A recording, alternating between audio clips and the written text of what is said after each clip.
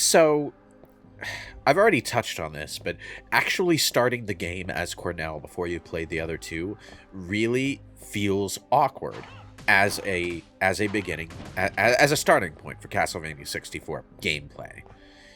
A lot of people will say that Cornell has the better campaign simply because he doesn't have to play through the castle center with the Nitro puzzle, but I feel like Cornell gets the worst side of that bargain, because he has this version of Castle Wall, followed by his own unique remixed version of the Villa that I would argue is actually worse than the Nitro puzzle in terms of backtracking and blind exploration. In fact, I didn't know just how bad it would get when I decided to do a practice run for Carrie and Cornell before recording them.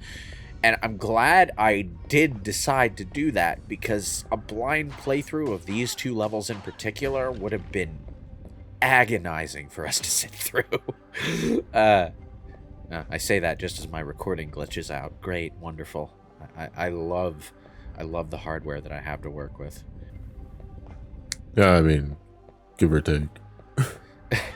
Alright, so my Elgato is pretty old at this point. I'm still using the same HD60S that I was using probably about... Oh, I still have mine. Yeah, I'm still using mine as well. Yeah. If it ain't broke, don't fix it. Combine that with an HDMI adapter for an N64, and well, it's not the best situation for video quality. Sometimes do you find yourself having to deal with those minor degree of input lag because you have to use a converter? No input lag whatsoever. Nice prancing. Holy shit. Like, Cornell's prancing game is A+. Holy fuck. Tra-la-la-la-la. He does kind of look like he's prancing when you jump upstairs like that. A werewolf. Oh. It's because he hits the floor before his jumping animation gets a chance to finish, so it does look like prancing. Yes. Anyway, because I've got this fucking rapid fire ranged attack, I can make absolute fucking mincemeat of the bone towers. I'm actually being a little more reckless than I should be about it, because I'm trying to finish the boss off in time so that I can, hit the switch and end my werewolf transformation early. Don't know why I'm bothering. I don't have many hearts to preserve. But yeah. There we go.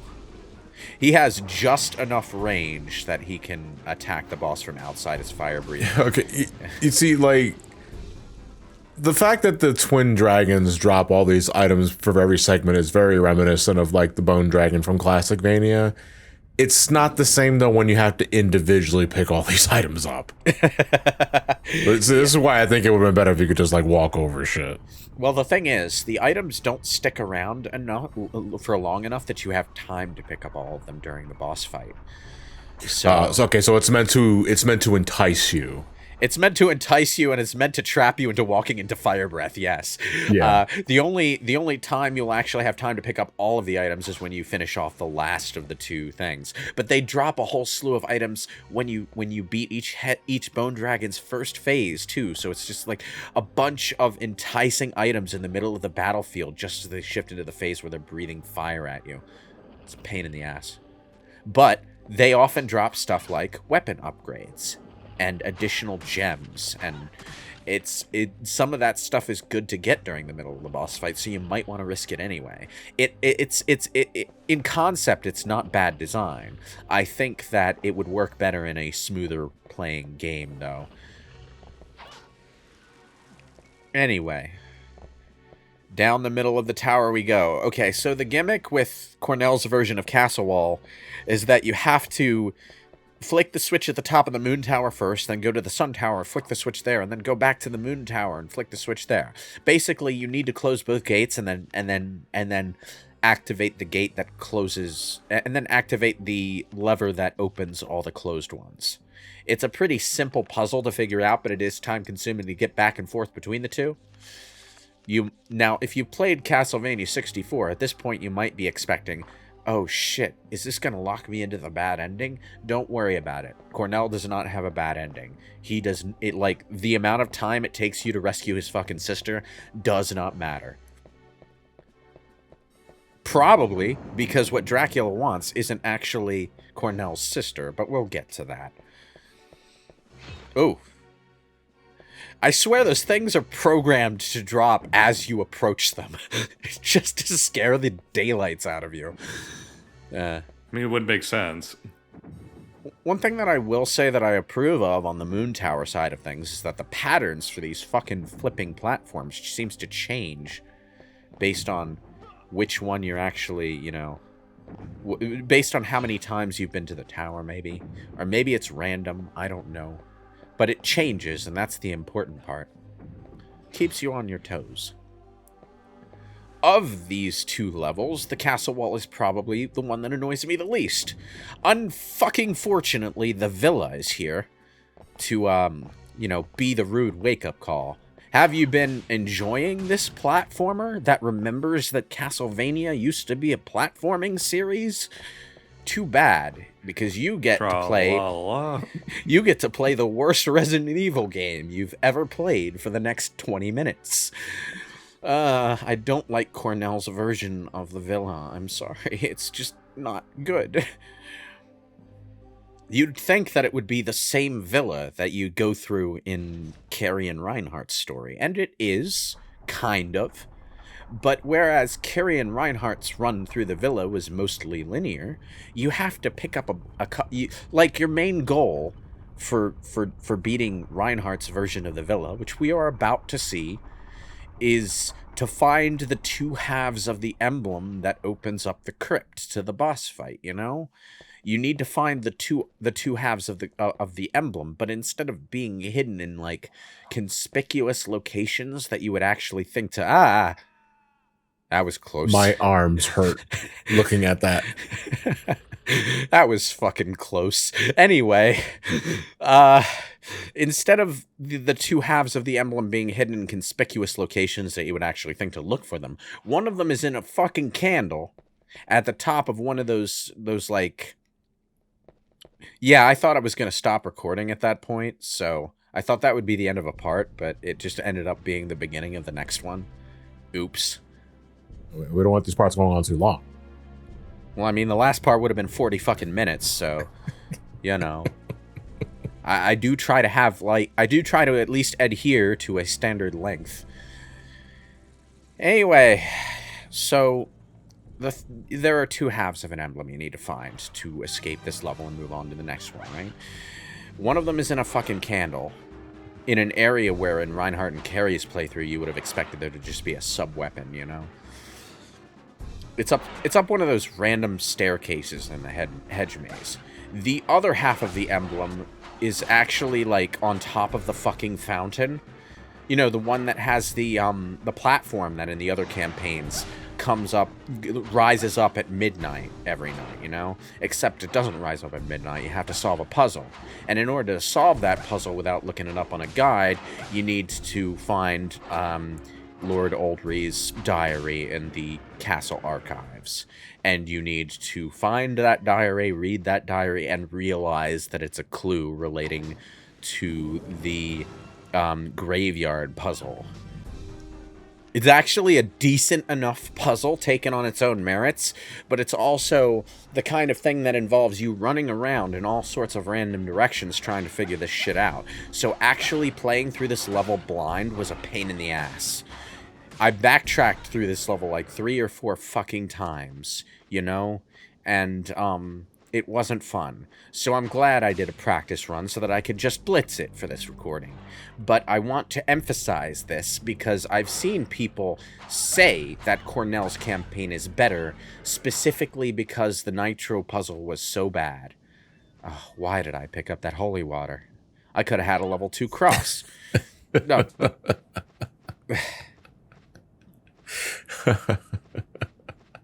I'm pretty sure that enemy always drops a cross, too, so I could have predicted that if I had been paying attention. You sound like a Belmont with buyer's remorse. Yeah, well, anyway, in order to solve the graveyard puzzle, you're supposed to find the diary inside the villa and find the clue that way. I already did on a previous fucking playthrough, so I can just input the combination now. The input is husband, mother, son, nobody. And you're supposed to figure this out because in Oldrey's journal, he's raving about who he's going to turn into a vampire next. And he lays out the order, first my wife, then my son, then whoever else comes here. And you're supposed to you translate that into the order of graves that you're supposed to flick switches on, with the whoever else comes here being the blank one. I'm not really sure why this is a puzzle that exists within the game's world, but it is certainly a clue to a puzzle. And I mean, it's as nonsensical as a Resident Evil puzzle, lacking the context, though, of Spencer's a dick. Yeah, but here's the thing. That's only one layer of the puzzle to get this half of the lock emblem. I've raised the platform, and that'll stay as it is for the rest of the thing. But what you actually need to do to get the emblem from the top of the fountain is find a rose brooch in the hedge maze, and to find the rose brooch in the hedge maze, you need to find the thorn key. And to find the thorn key, you need to go to the rose garden at 6 a.m. in the morning. At which point a red rose will randomly grow for like a minute. And you can grab the thorn key from the red rose, which you then take back into the hedge maze. You need to go into the hedge maze first to get the key to the rose garden, because in Cornell's playthrough, the rose garden is actually locked, and you have to go into the hedge maze first. So you're going through the level in reverse. I thought that was neat at first, except for the fact that the level design, even in its most linear fashion, requires you to go into the hedge maze, out of the hedge maze to the rose garden, and then back into the hedge maze to get the key, to get the key item that you need for the fucking fountain at the front of the fucking. Okay, so my problem with this is that the villa, when you run through it as Carrie and Reinhardt, is actually a level that you can complete relatively smoothly when you know what you're doing. In fact, the Moon Key door in the level right before the villa kind of sets you up for some lucky timing regarding the Rosa cutscene, which is otherwise quite annoying. Oh, also, I didn't know this until I played as Carrie, but you can actually shoot the chandelier to get a buttload of items. Some of them actually fall under the staircase. It's kind of funny. But yeah, I missed that as Reinhardt. I thought I would highlight it now. I bet someone in the comments pointed it out to me, though. I just bet. Well, too bad we do post commentary, so that wouldn't be helpful. Anyway, so... Can you imagine doing commentaries of commentaries? The other thing about Cornell's version of the villa, though, is that he gets a way more annoying version of the gardener sequence from the hedge maze. Although it is kind of cool that Cornell gets to calmly explore the part of the hedge maze that you were running for your life through as Reinhardt and Carrie. This is the back end of the hedge maze. What if he was just chums of the chainsaw dude? Well, I mean, they're both cut characters from the original game. Yeah. Alright, we get to fight the skeletons on motorcycles this time. The skeletons on motorcycles, I gotta tell you, it's so fucking strange. Like, I know, like, Castlevania has always had that flavor of anachronistic chaos. But this is so far removed from this era. Like, why is there just a motorbike here? I don't know. Maybe it's some of that science that mankind has long forgotten. Dracula invented motorcycles. Well, I mean, that would be metal, but... Also Gatling guns.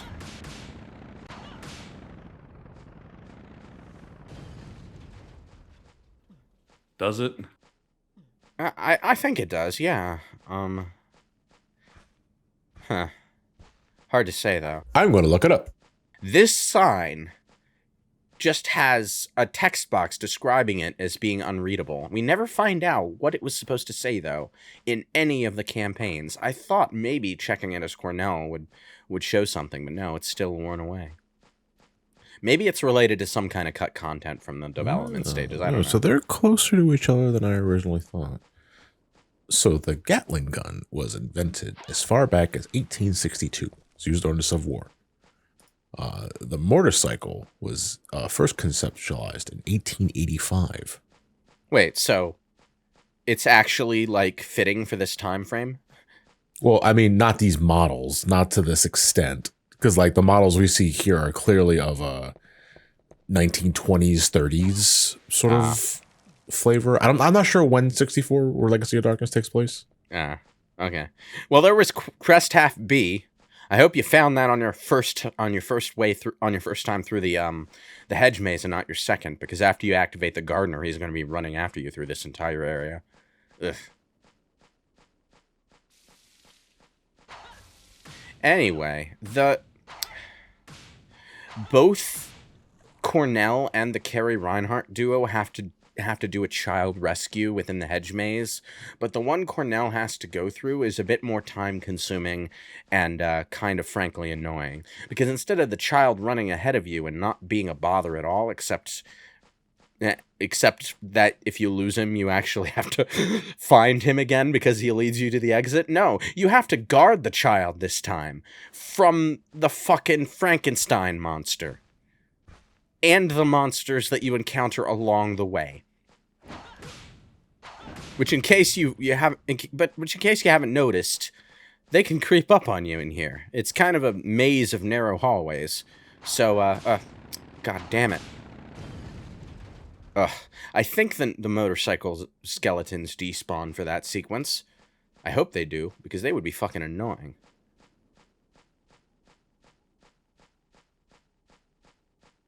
Oh, this is like the only time you see an honest-to-God bone tower. Like, it's the only time the bone dragon heads form a tower to fight you. Right here in this maze. Every other time you see these fuckers, there's only one of them.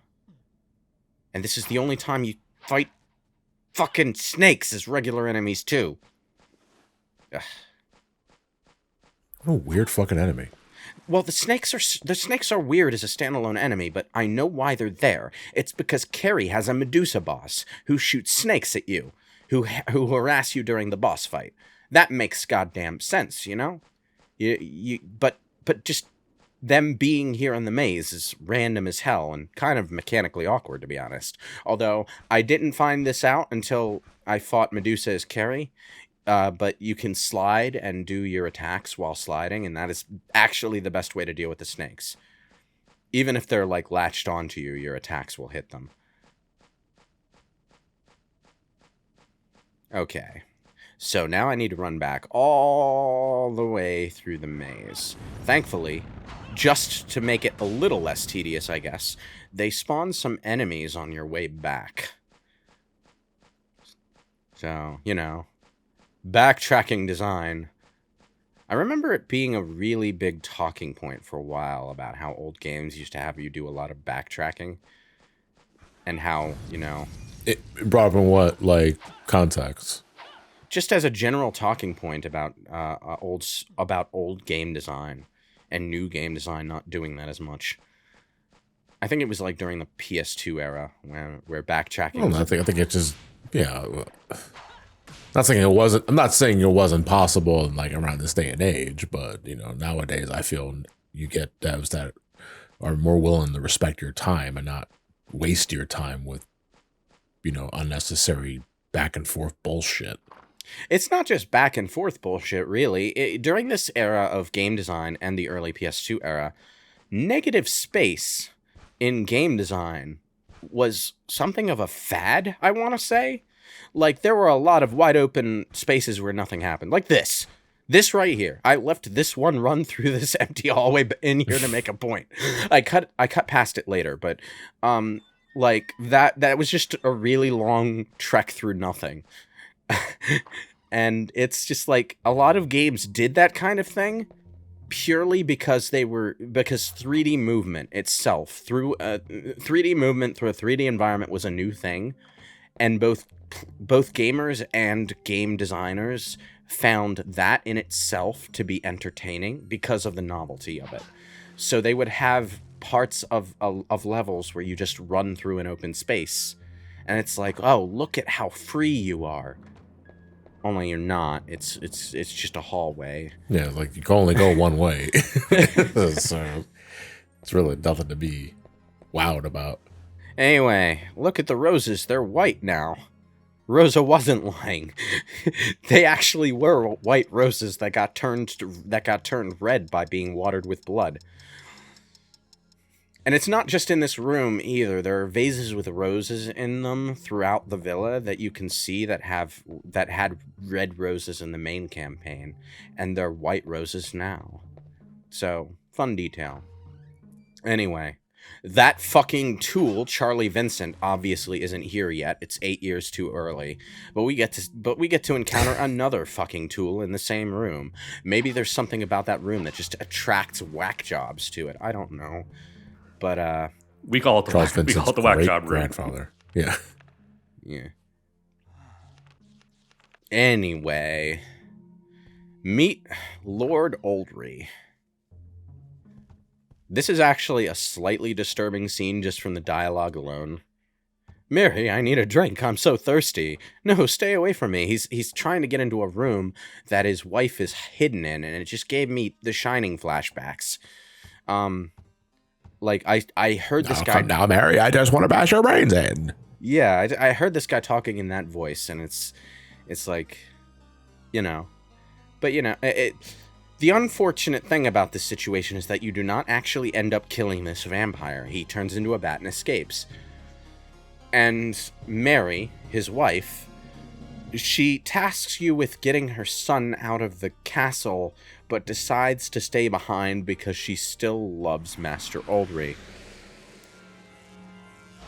You know, points for dedication to your husband, but honestly, I wouldn't have faulted you for, you know, writing him off as being dead and leaving with your son, who obviously needs you more than this fucking whack job.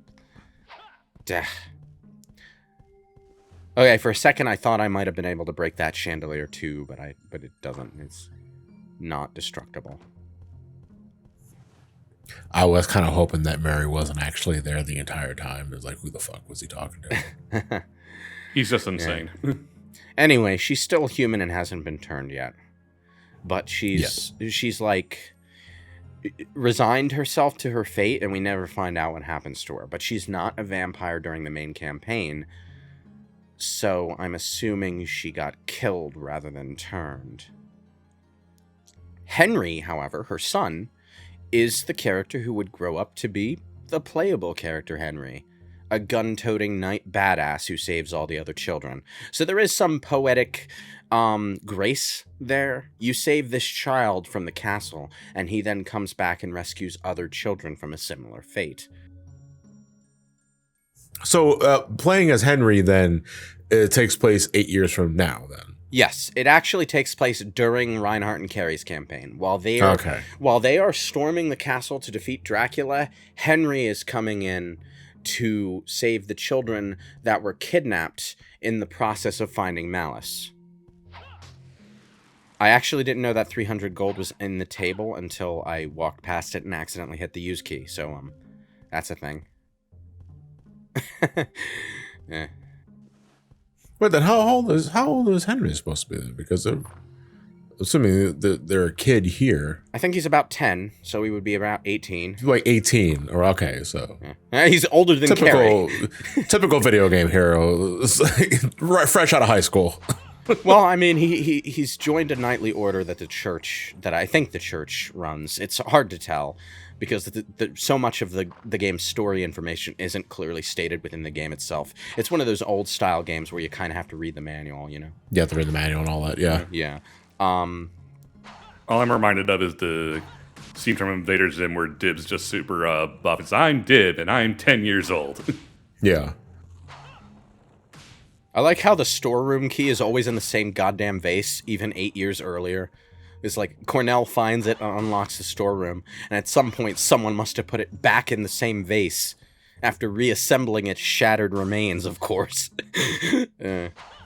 One fun thing that I didn't bring up during Reinhardt's campaign is that, you know, these stained glass knights who burst out of the windows, they're just standing in the hallway as you pass through in the original game. So they actually added that animation where they burst out of the window. So that's neat. I like that. It also contributes to Castlevania Vanilla being a really unfinished feeling game in comparison, though, because the enemies are just sort of standing there next to stained glass windows that are obviously intended to be related to them, but they don't actually come out of the windows, so it's like, you know, very clear that there was supposed to be an effect there that wasn't. I gotta say, I like that they changed the vase to white roses there, but it looks a lot lower quality than the red roses before. I don't know why.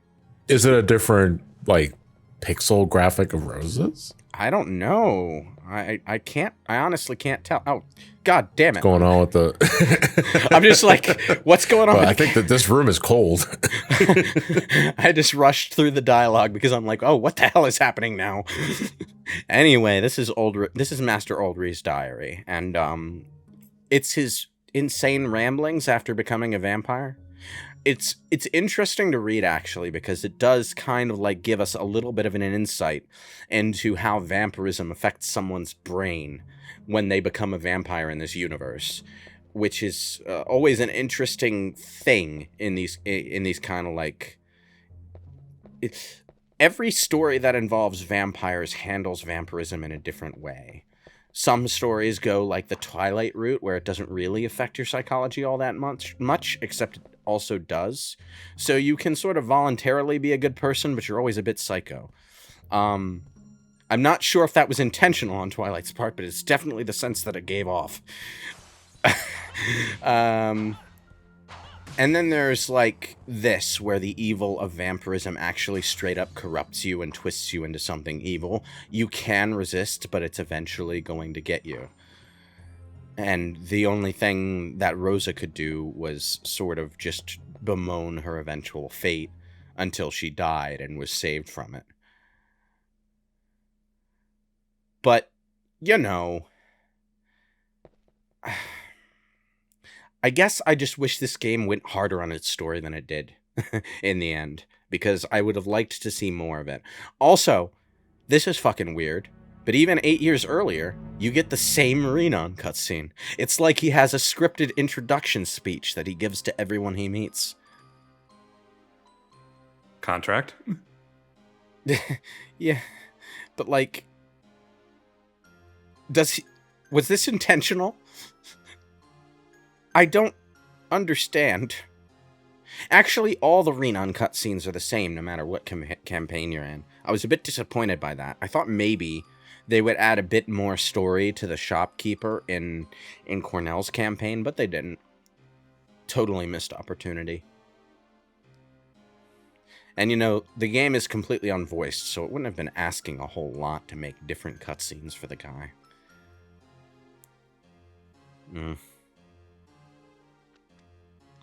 We have talked to... Yeah, I should have skipped this cutscene. I'm sorry. That's fine. You just wanted to look at Jean Reno again. And you know what? I understand. He is a cool-looking character with a cool-looking style to him. Well, he reminds me of the guy from Raiders of the Lost Ark who gets his face melted off. Yeah, I can see it. Although, you know... might be intentional, considering Indiana Jones is one of the main inspirations for the first Castlevania. That's where the whip comes from, you know.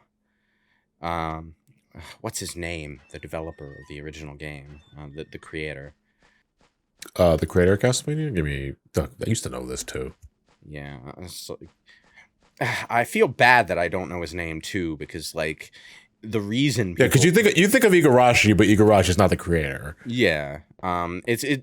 This guy created Castlevania back when everyone credited themselves with stupid pen names in the credits. So no one knows who made most of the staff who made the game. Yeah, so like he, despite being the father of one of the longest lasting and most classic video game franchises ever, with the most games in it, no one fucking knows his name, and I don't know his name because it's been a while since I've heard it. God damn it. The name I'm seeing is Hitoshi Akamatsu. That's the one, yes, Akamatsu. He really liked Western action movies, so the fact that Simon Belmont looks like Conan the Barbarian was not accidental. He actually was inspired by Conan the Barbarian, and the whip was inspired by Indiana Jones. it's funny because like their gag credit in the end of the first game is Trans Fishers, which I know is supposed to be a play on. Wait, what the fuck was that supposed to be a play on? Because all the credit names in the end of Castlevania 1 were just like gag names referencing like old Hammer movies. Yeah. Christopher B. Yeah. Mixed Shreks. I remember that. That was my favorite one. But yeah, it's just credit. Hitoshi Akamatsu is the director and designer of the first game. But it was funny because like after the first game, he left or was fired. No. He was on board through Castlevania. Oh, right. Castlevania and up to Castlevania 3. Yes. He was demoted after Castlevania 3 didn't do as well as Castlevania 2, which is part of why it's so... Oh, this is the rose brooch that you need to find for the fountain, by the way. But, like, he was demoted after Castlevania 3 didn't do as well as it should have done, which is unfortunate because, like... The dude was just never recognized, you know. And if he had been allowed to stick around as the creative lead of the series for a bit longer, I feel like more people would have known his name. And it's especially tragic because Castlevania 3 is actually a really goddamn good game. Well, like a really ambitious game for the time, certainly, but also just a good game in general. But you know what he was trying to do when he made that fucking game? You know what his principal competitor was at the time? It was the goddamn Teenage Mutant Ninja Turtles. He was trying to outdo the goddamn Teenage Mutant Ninja Turtles. Which I guess would be more reasonable in that time frame, but in hindsight it seems laughable. Yeah, well, the TMNT games were... Oh, I love when that happens. Sometimes the Gatling gun sidecar breaks off of the car and just stands there. You can't destroy it or target it in any way. There goes that Cornell playing hopscotch again.